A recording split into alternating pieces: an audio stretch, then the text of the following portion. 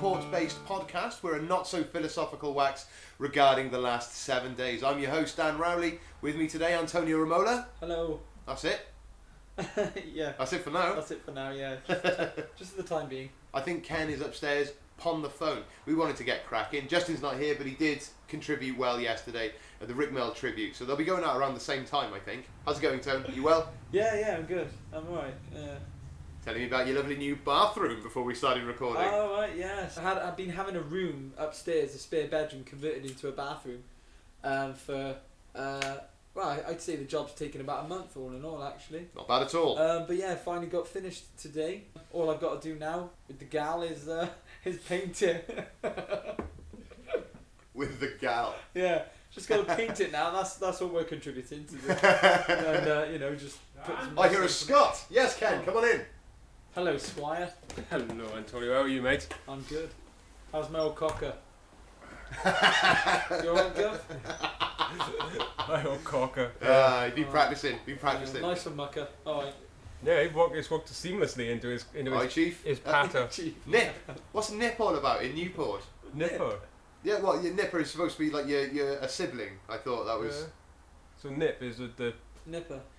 No, but people call it. It means mate. That's what I've heard. We were offered a haircut in the new barbers that's opened across the way. Bit of free advertising for him. Ken and I were just walking past, and there's a guy out there having a fag. It's like a teenager. He said, "Oh, Nip, if you want your haircut, man, go in there." Bear in mind, we can see through the windows that it's a barber shop. Yeah. It's got barbers written on it, and they were clearly cutting hair. But it was nice. It was nice that they're doing that sort of outreach. Anyone who's listened to a few of these long term knows that I go to Size Barbershop and Damn Combat Fitness Gym. Yeah. I don't fuck about. You know what I mean? That's where I'm at. I was there yesterday getting this haircut. So you going to the gym as well, do you? No. Oh. No, I just always throw that in because I think it's funny. The Combat Fitness Centre, whatever the hell it's called, Yeah. I travel about. I will go back again. The last time, the young lad did my hair. And he did a fine job. Don't you find it a bit nerve-wracking walking into a new barber's, like somewhere you've never been into before? Do you find it a bit uncomfortable? Like, you know that they know you're new. Yeah. And they're probably wondering where you've been going up until now. And then you're thinking... You might be new to the area. Or you mean if they've definitely seen you about? Yeah. Or if they know that they've seen you walk past loads of times and they know you've never been in there, they'd be wondering why they all of a sudden come in here. They're probably nervous when you walk in, mate, because that is a lot of hair. Yeah, fucking right. To What do you sculpt. want us to do, man? Ugh. Yeah. Remember that shop? And I won't say where this shop is, but the shop that we said we'd never go back to after that New Year's thing. Yes. That motherfucker. A couple of years ago.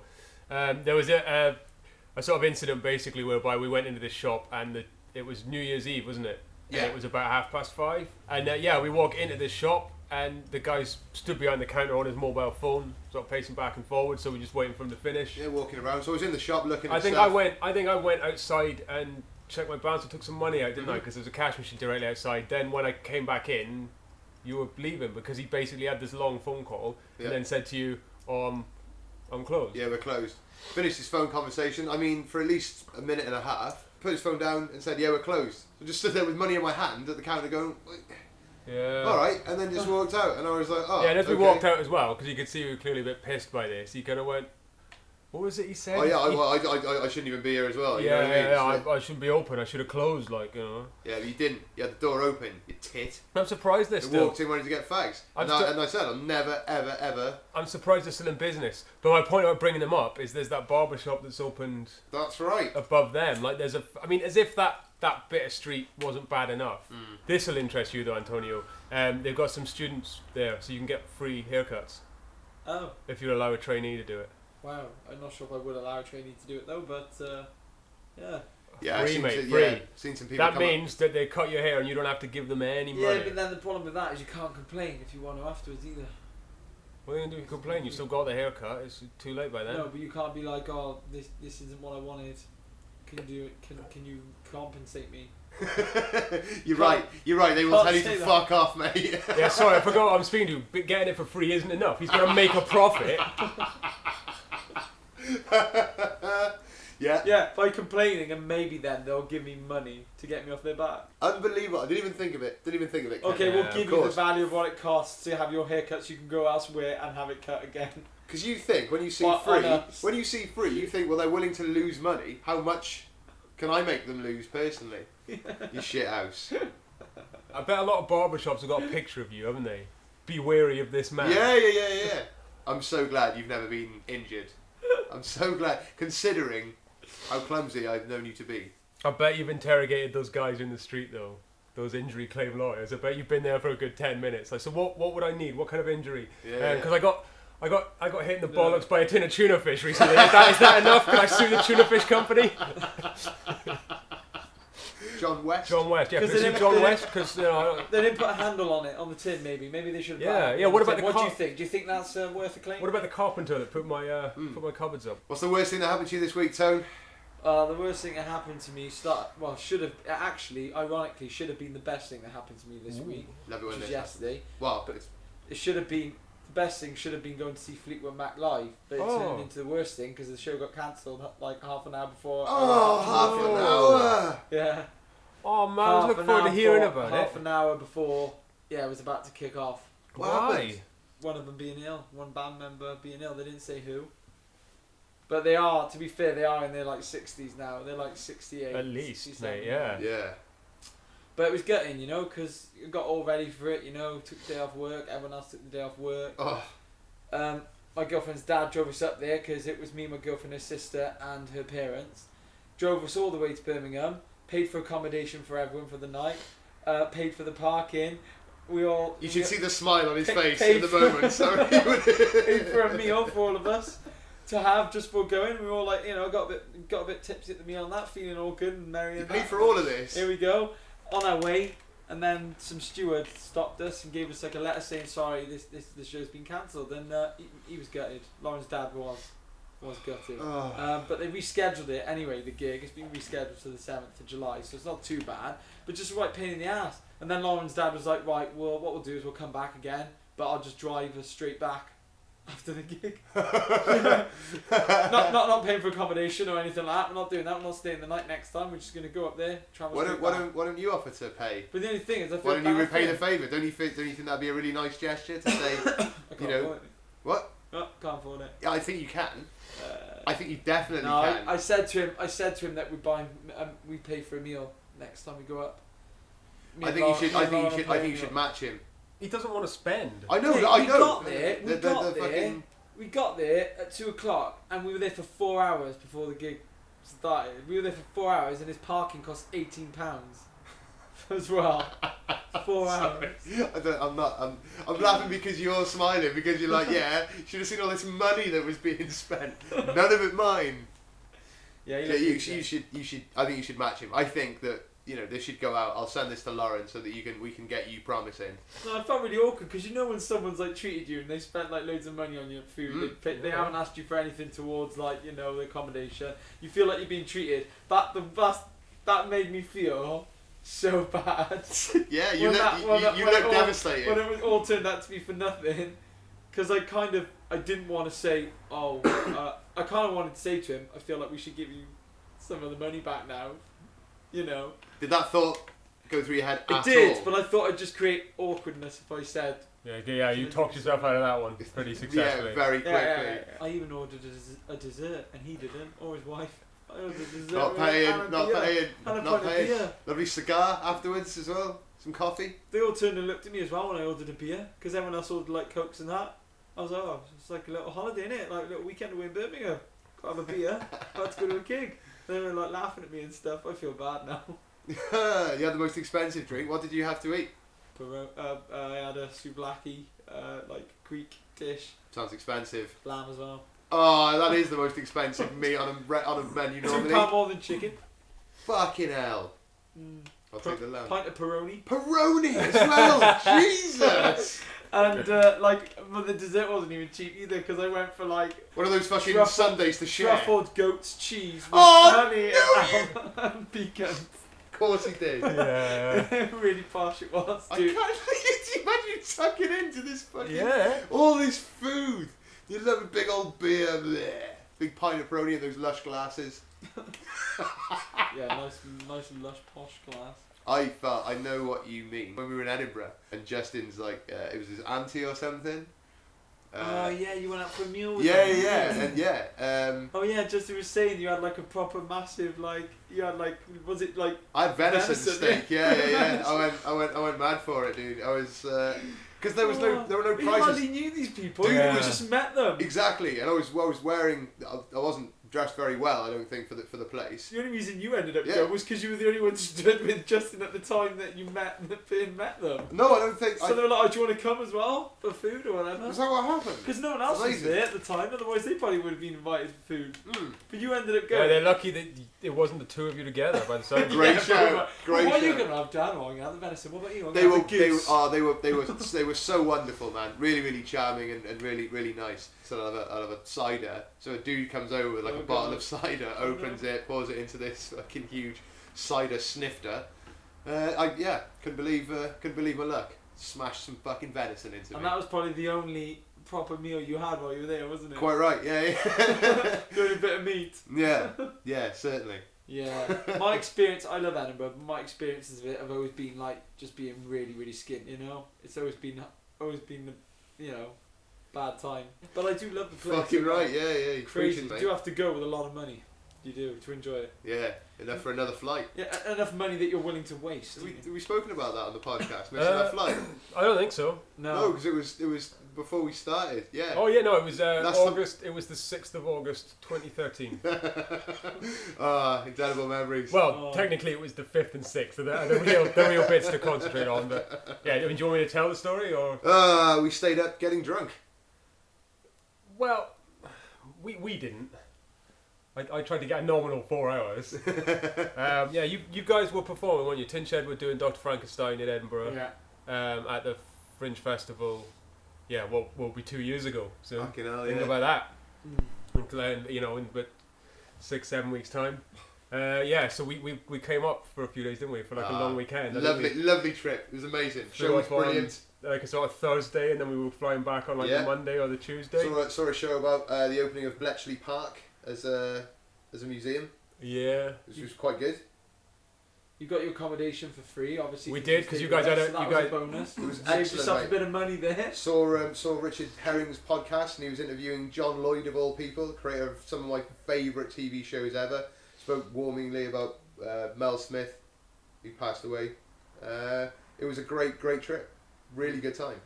Yeah, it was. It was great, and but then on the way back, it was like a 9:30 flight or something. Yeah.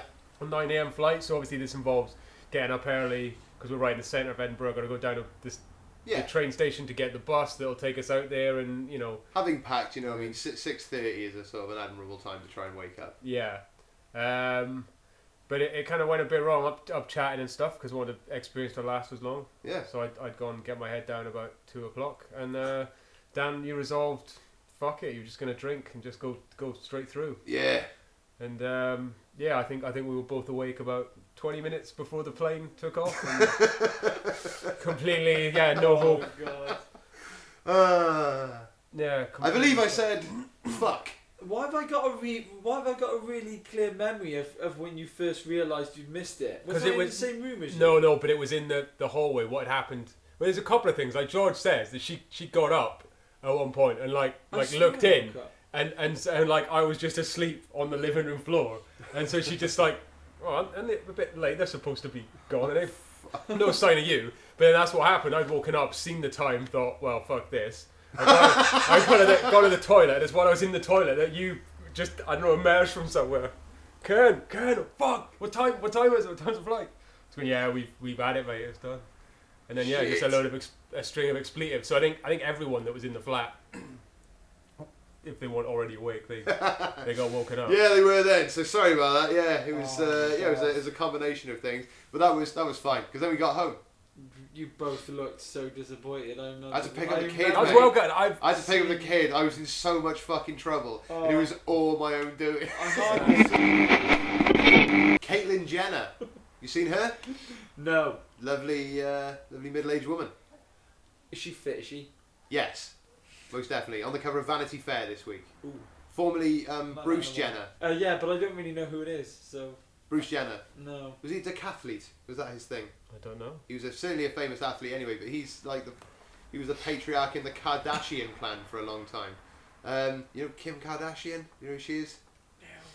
I love What you, is this Anton. I Kardashian- fucking love you. Yeah. What is this Kardashian clan? Is it a comedy? Is it a comedy series or something? No, it's It's not supposed to be. It's a Scottish thing, eh? The Clan Kardashian. As described well by other podcasters that we know, fuck tape star Kim Kardashian. She made a sex tape, and that's why she's famous. And now she's married to Kanye West. Yeah, I know Kanye West. Okay, his wife. Yeah. So why is he with her then? Because of the sex tape? He liked it, did he? Well, she had celebrity status after that. Well, because of it, and then she was in on a reality show for a little while. She married a basketball player. No, she and was on the reality show first, surely. 'Cause no one would have kept. Like it's not. It must have been that she was on that reality show about her family, and then there was the sex tape. Because no, otherwise, man, it's sex just... tape. That's what got her like in the public eye, because it was with a singer called Ray J. So it was Ray J. He did a song with Brandy Norwood, I think. So it was sorry, I got it wrong then. It was early Ray 2000s. J's sex tape that now is known as the Kim Kardashian sex tape because she is subsequently much more famous. Is that right? Perhaps, but it's I don't know. I don't know loads about it. But I think the reality show came afterwards. Anyway, the dad-ish of that family. I'm gonna find out. Yeah, Caitlyn. Yeah, decathlete. Yeah. Decathlete. Okay. Yes. Bruce Jenner. Olympic champion track and field athlete is how Wikipedia describes her former career. What do you think on that, Tom? What do you think of the sex change as a whole? I think it's mental. In what way is it mental?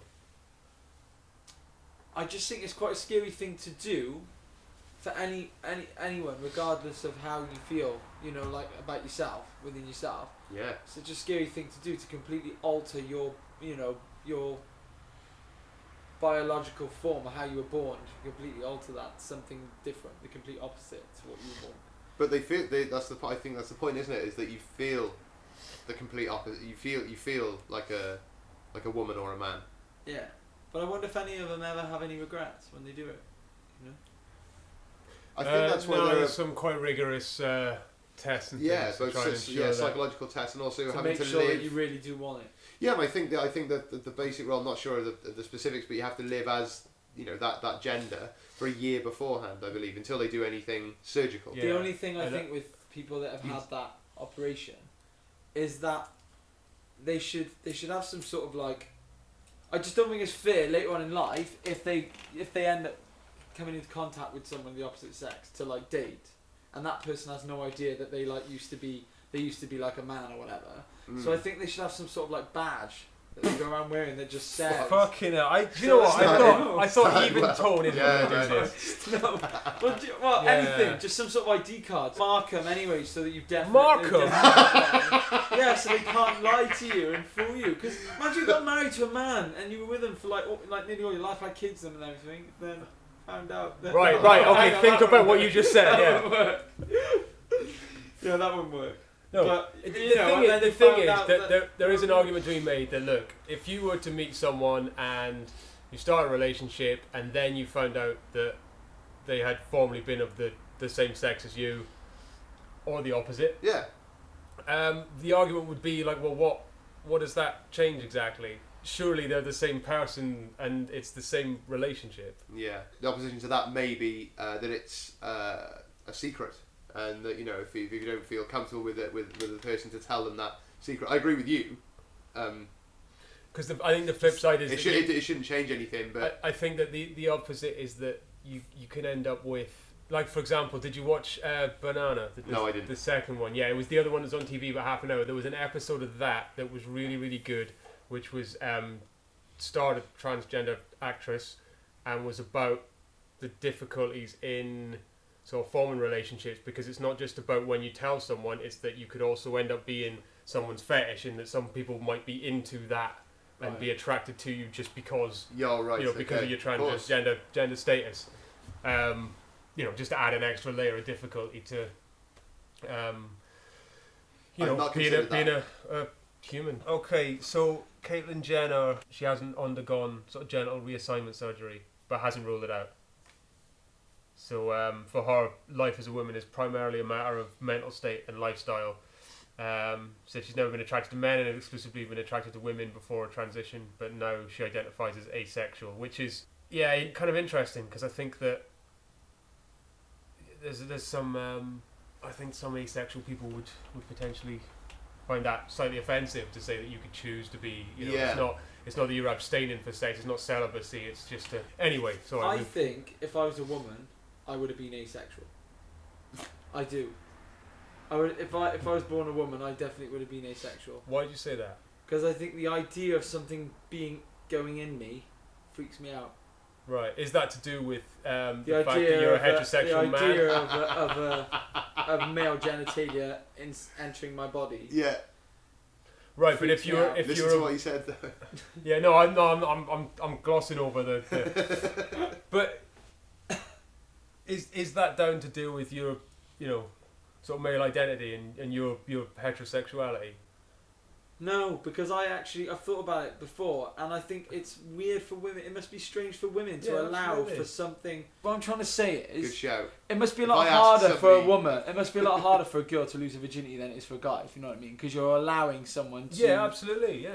to actually Yeah. get all No, inside and your this shit. could well be the typical sort of gender differences and attitudes towards sex. I think a lot of it probably comes from that. Yeah, I think women are a lot As- more as nervous 100%. about allowing As in who they allow attitudes. to make Yeah, of course. to have that sort Of of course. intimate physical. Right, it's a prominent part of Yeah. a feminist But- issue. And I But just think that- if I was a woman, I'd either be like mega shy and stay a virgin all my life, Yeah, but isn't that interesting though that like if a woman or be too. if a woman is not willing to have sex, but if a woman wants to have sex with you, then it's all the more significant then, isn't it? Given that it's about overcoming yeah, that, yeah. unless they were just a slag. That's a fucking excellent way to shit on a well-made point. I know you were Well doing brilliantly. You couldn't stand yourself to make a serious point.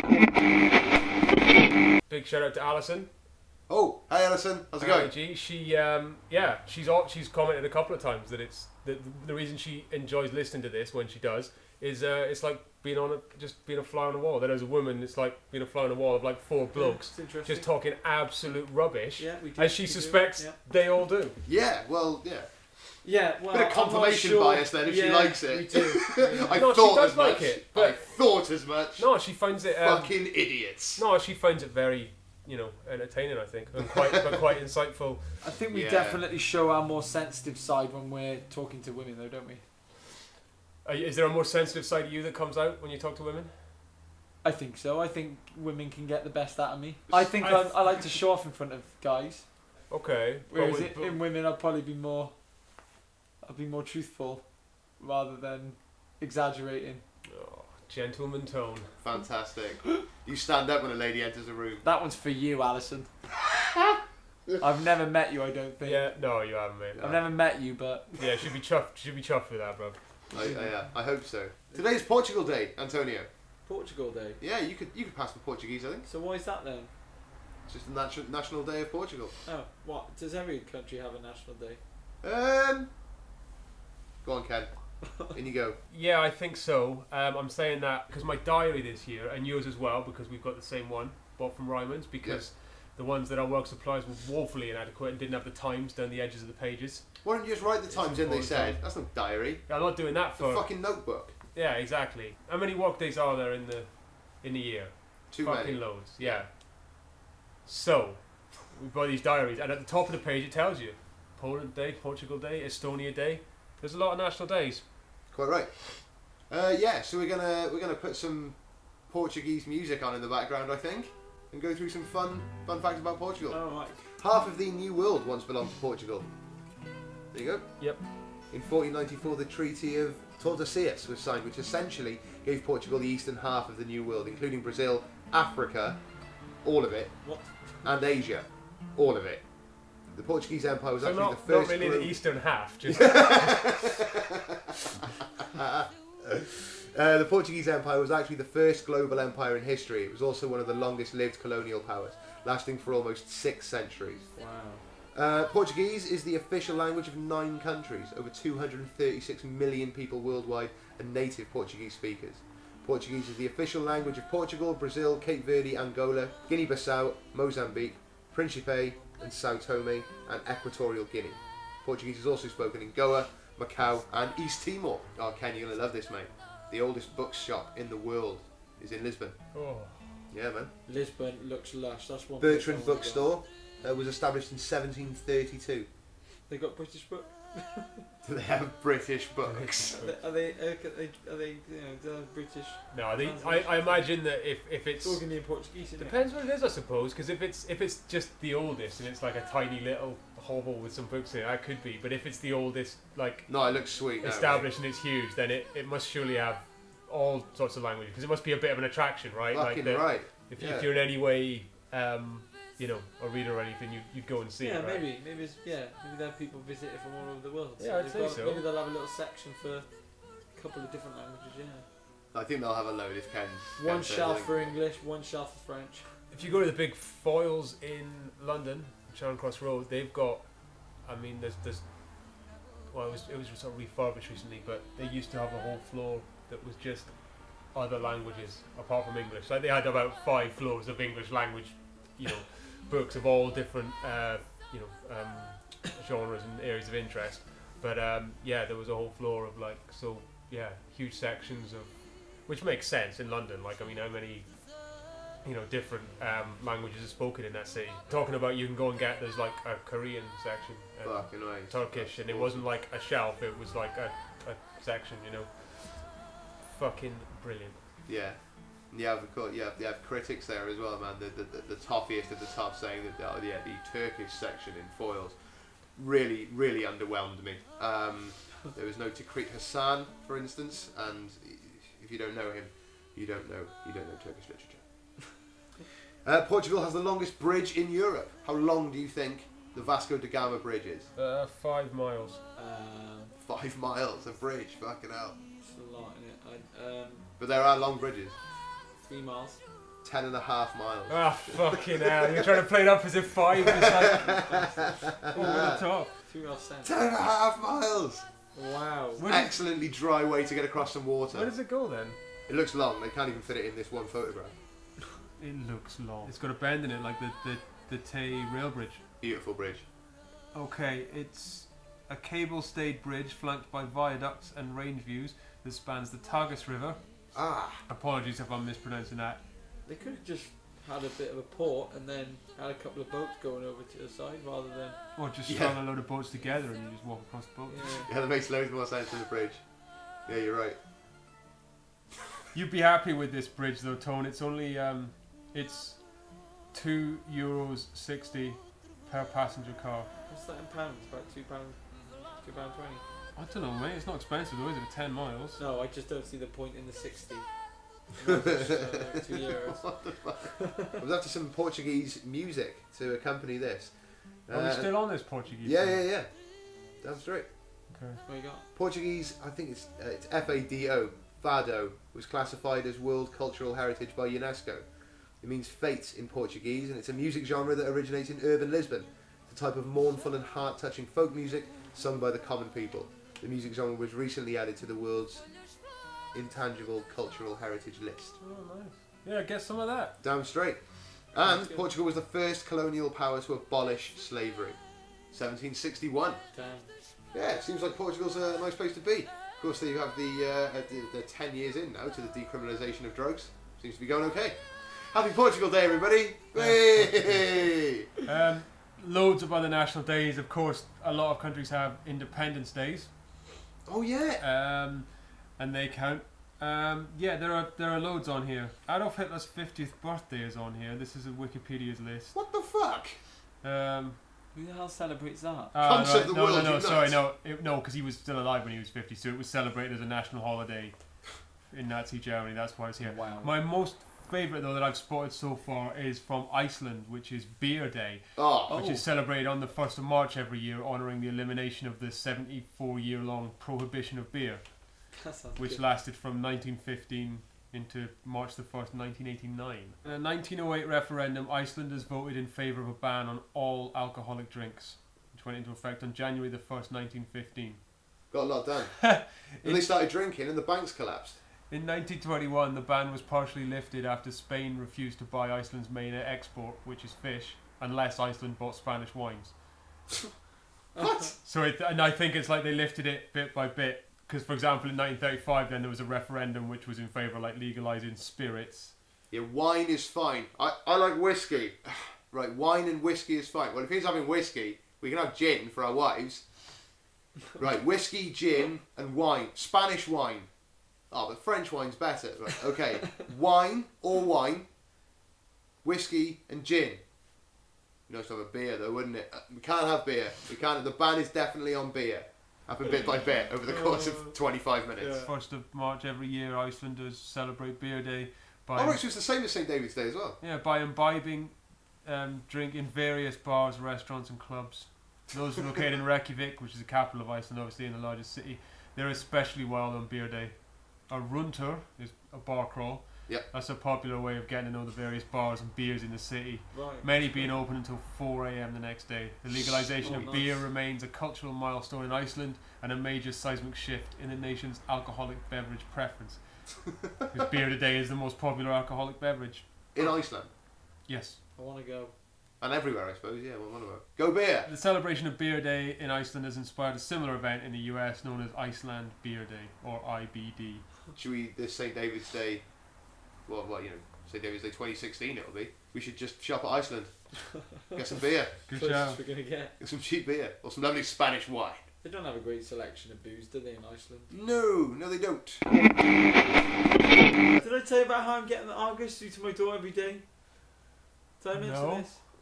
Did I not mention to you about how I was sold it, not knowing I was gonna have to pay? But basically, I had someone come to knock on my door, and they were like, "Hi, do you ever read the Argus?" I was like, "Oh, maybe once a week, maybe, maybe sometimes twice a week." Someone leaves it While in my I'm in house, work, yeah. While I'm in work, and they were like, "Oh, right, okay, great." And he started giving me this pitch, and it sounded like what he was saying to me at the time. It sounded like what he was saying was because they want to try and encourage more people to read the Argus. They want to start giving it straight. They want to start bringing it straight to people's doors, delivering it to people's doors every morning, just to get them interested in it again, to try and see what people think and see if they can up the sales. That's what I thought I heard, right? So I was like, yeah, that sounds great. Yeah, I'll have it through my door every day.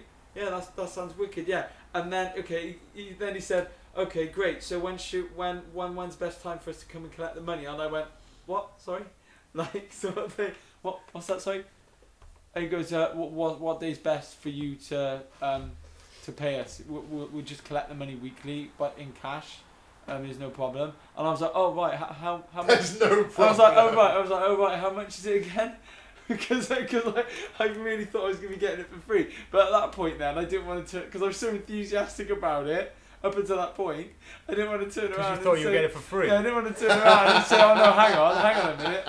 I really didn't want to turn around and go, "Oh, hang on a minute." I didn't know I was going to be paying anything. I didn't want to do that. So how much are you spending? So I haven't paid anything yet because they've got to come round the Saturday. But it's been coming through. It's been coming through to my door every morning at 7:00.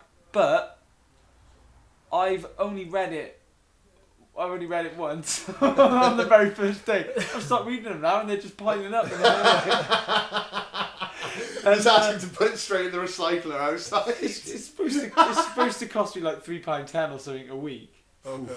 But I thought to myself, no, this is okay. This is a good thing. It's worth it because at least I'm gonna be keeping it, on top of the news, keeping it, I'll read local news and it'd be really interesting. I'll feel more. What have you got for us? With it. But like I said, only read the first one, so I'm a bit behind. What I was saying was I'm looking forward to this week in history because it's a little bit of, I don't know, it's a little bit of news, even though it is like really, really long ago. Yeah, it's a little bit of old, if anything. But yeah, that I failed miserably with that whole. I'm paying £3.20 for nothing. If anyone's got any ideas for what Tone can do with all these newspapers, yes, damn straight. You should email us, thelast7podcast@gmail.com, or follow us on Twitter @thelast7. Website coming soon. God, I'm excited. Should we get the fuck back then? Let's go.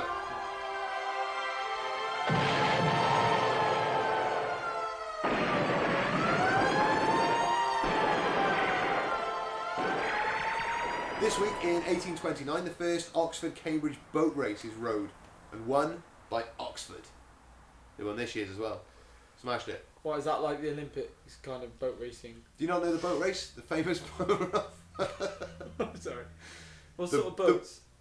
Rowing boats. Barges. Oxford versus canal barges. No, Yeah. big long rowing boats. They take it really seriously, man. Yeah, they do that in the Olympics, don't they? They do. Yeah, They do, you yeah. are right. That's what I meant. That's what Oh, it is. sorry, right, Yeah, sorry. Yeah, That is it then. Yeah, but it's Oxford versus Cambridge, the universities. What? Oh, it's the same teams every time. Yeah. It's called the boat race. No one else, just Oxford and Cambridge. Yep. Yeah. Well, how many boats? Just 2. Yep. Yeah. Right. Wow, it's a big event for just 2 boats every year, isn't it? Yeah, in the Fucking Thames, isn't right. it? Yeah, in the Thames. It's like way longer How than long a does it normal go on regatta for? as well. How long does it go on for the race? I don't know what the record is, man.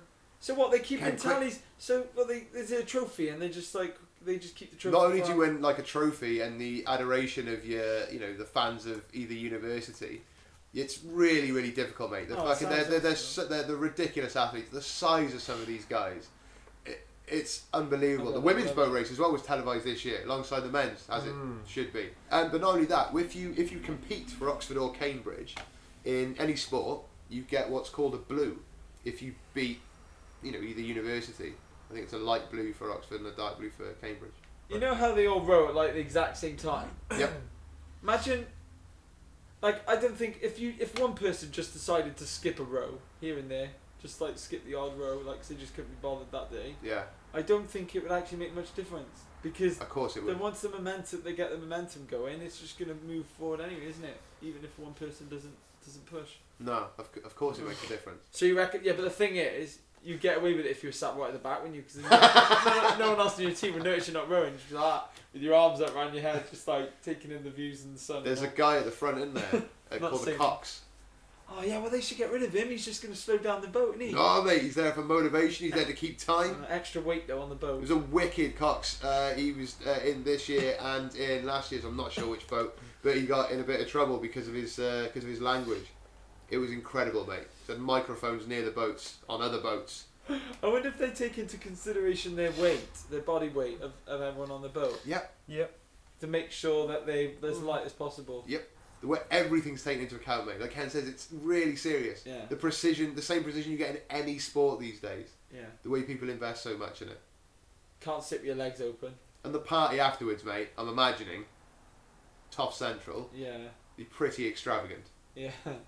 The record for like people watching it live is in attendance on the banks of the river was in 2009, and that's 270,000 people. What the They fuck? reckon upwards of 250,000 people watch it live from the banks, with a further 50 million or more watching it on television. Beautiful. Cambridge Yeah. have won 81 Yeah? boat races. Oxford have won 79. Ooh. Very, very close. There's one Wow. recorded dead heat, which is in 1877. The largest margin of victory ever was Cambridge in 1839, which is by 35 lengths, and the smallest margin of victory was by Oxford in 2003, which was by a single foot. Whoa. That's incredible. In the Wow. 1912 race, which was run in extremely poor weather and high winds, both crews sank. Oxford rode into a significant early lead but began taking on water. They then made for the bank shortly after passing Hammersmith Bridge to empty the boat out, and although they attempted to restart, the race was abandoned at this point because Cambridge had also sunk while passing the Harrods Depository. Wow. Cambridge also sank in 1859 and 1978, Mm. while Oxford did so in 1925 and again in 1951. The 1951 race was re-rowed on the following Monday. And finally in 1984 the Cambridge boat sank after colliding with a barge before the start of the race. It was then rescheduled for the next day. Good race facts. Yeah. I really don't give a fuck about a boat race either. I'd never watch it. I think it's shit. This week in 1978, the Mormon Church opens its priesthood to all worthy men, ending a 148-year ban on black men in the church. Wow. It's amazing how revelation can sort of happen. What makes you a conveniently, isn't it? worthy man, though? Well, you can be black or white, we know that. Yeah. Doesn't say the position on But- Asian. They're fucking nuts anyway, man. So forget about it. Who cares what they like and what they don't like? They're fucking idiots. Yeah, move on. Alright, this week in 1946, King Ananda Mahidal, sorry about the pronunciation of this, okay? He's the king of Thailand. That's probably better than some of my pronunciations earlier. My Portuguese accent was shite. So this king is found shot dead in his bedroom. He's 21 years old. And he is succeeded by, I'm so sorry, Bhumibol Adulyadej, who is now the world's longest serving monarch at 69 years and 1 day. Been in power for a long, long time. bit of an arsehole because of his stance on the death penalty, etc., and the fact that you're well revered in Thailand. You're exempt from criticism or ridicule. There's no sort of satire about the royal family because they consider it to be dynastic, and the divine right of kings is still very much alive and well. Even though there's a constitution in Thailand, it's continuously redrafted. So the defamation of the king, 3 to 15 years in prison, depending on the level of the defamation. But it fails to specify at all what defamation is. So anyway, he came to rule after his brother was found shot dead in his bedroom. So obviously a hench amount of controversy surrounding that. Who shot the brother? Do they know? 3 of the pages were executed afterwards for what was thought to be an obvious role in it, because there was like a timeline of when he was sort of last seen. He was last seen by his brother at 9 o'clock, and then he was found by a page at 9:20 with a bullet wound to the head. That's horrible though, at that age, isn't it? People, although there's been books written about it, people never talk about it. Apparently, I've not been, but people never speak about it in Thailand. It's just a thing that's not done because, of course, the king is so revered. Right. There's a huge amount of writing done on it, man. So I'll chuck as many links up as I can to it. 'Cause it's super interesting, especially the interviews that they gave and the way it was taken through court and ruled to be not a suicide, a murder, but no charges brought. And with that, nice and condensed. It's not the best Ever seen way to Flight end, of the though, is it? No, it's not. Of course, I've ever seen Flight Have I of the seen Navigator. Flight of the Navigator? Of course. Yeah. Oh, sorry. Yeah, you've seen it, yeah. Compliant. Sorry, yeah. Sorry, just before you finish, because sorry, I thought you were going to do Ken's literary salon, and I was just gonna quickly mention that because of the new Star Wars film coming out at the end of this year. It is the end of this year, isn't it? It's coming out. Christmas. Yeah. I decided to watch all the Star Wars movies again in order of release. So every night, me and Lauren watched another one. We watched them in order. Every night we watched Star Wars movie. Oh man, you and are now, a lucky man. And now I'm reading the book that carried on after the third original trilogy. Excellent. Started reading that book and then moving on to the next book in that trilogy of books, which is what the new film's going to be. Really? Yeah. Is that? It's from the book, from the second volume. Yeah. I didn't realise that. Yeah. Dude, what do you That's mean from why the I second volume? How decided much have you read?